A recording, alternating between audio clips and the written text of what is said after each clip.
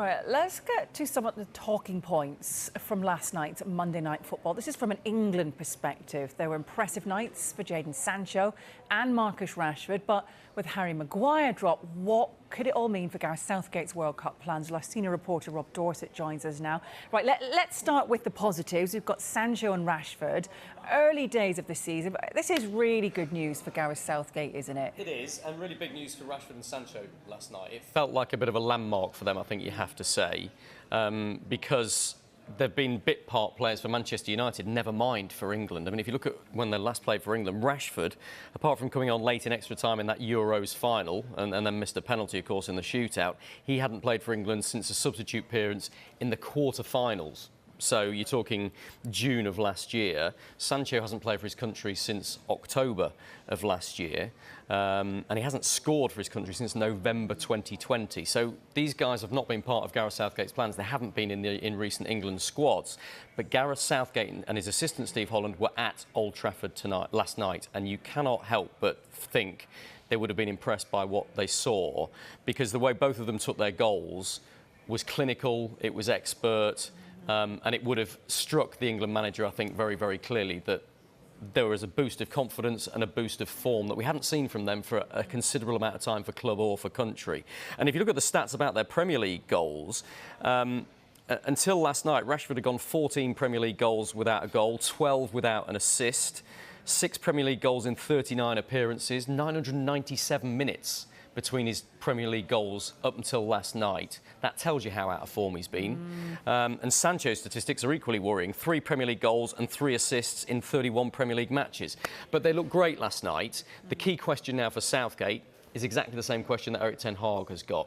Can they sustain that level of excellence? Can they get some consistency at that level, which will surely get them back into the England fold? Gareth Southgate names his next England squad for the Nations League matches against Italy and Germany, 2 big old games, the last 2 games before the World Cup, in 3 weeks' time.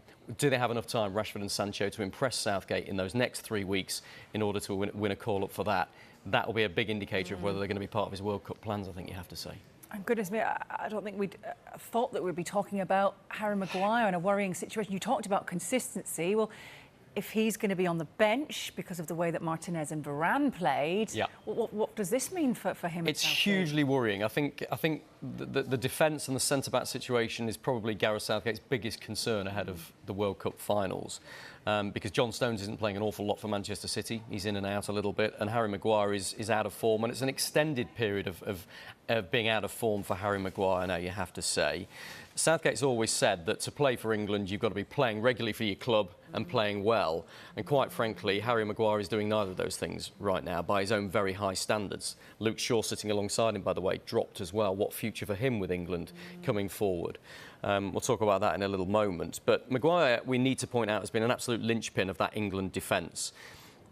First name on the team sheet for Gareth Southgate for the last 5 years. You know, the last 2 tournaments, he's been absolutely key in England having a strong defensive unit. He's organised that with his leadership. He's been brilliant for England.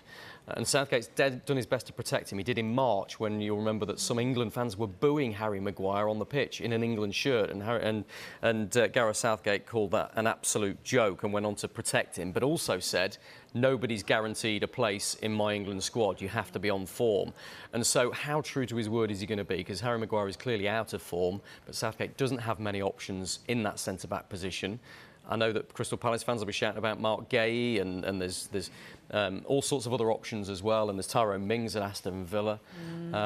But Harry Maguire is the one he wants. He's just horribly out of form. And if he's not playing for Manchester United, if Martinez and Varane keep their place in that Manchester United defence for the coming weeks, that could be really tricky, because there's only 13 Premier League games for Maguire and everybody else who wants to get into that England team before the World Cup starts. That's not many games. No, very true. You highlighted, didn't you, Shaw sitting a lot alongside Maguire on the bench there, and there's potential situation brewing, do you think, for this left-back spot? It's difficult. It's been, you know, England have always had an awful lot of full-backs, but Ben Chilwell has lost his first choice place at Chelsea, probably, with Marc Cucurella coming in. So how many games is Ben Chilwell going to get? He didn't get an awful lot last season. Luke Shaw dropped to the bench again for Manchester United. They win without him and they look good. How easy for Luke Shaw to get back in? Left back's going to be a problem for Gareth Southgate.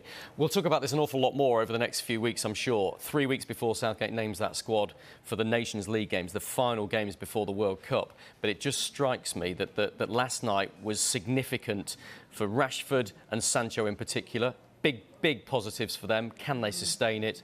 Really bad news for Harry Maguire. Can he drag himself out of the doldrums and try and get himself back into that Manchester United squad as a regular? Right. Well, we shall see. Rob, thank you very much indeed.